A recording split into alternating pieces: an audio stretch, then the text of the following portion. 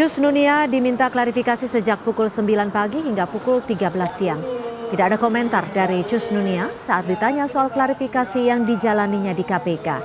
Dari laman elektronik LHKPN tahun 2021 tercatat Cus Nunia memiliki total kekayaan lebih dari 13 miliar rupiah.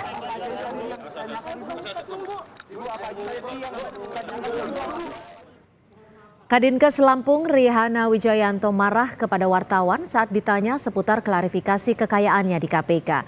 Rihana rencananya pekan ini kembali dipanggil KPK untuk kedua kalinya untuk mengklarifikasi sumber kekayaannya. Rihana diminta klarifikasi karena dinilai kerap pamer gaya hidup mewah di media sosial. Hasil pemeriksaan dari KPK seperti apa, Bu?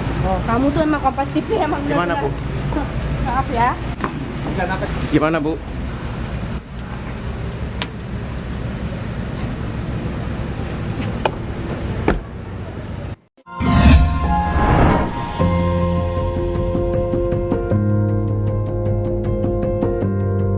Kompas TV, Rumah Pemilu.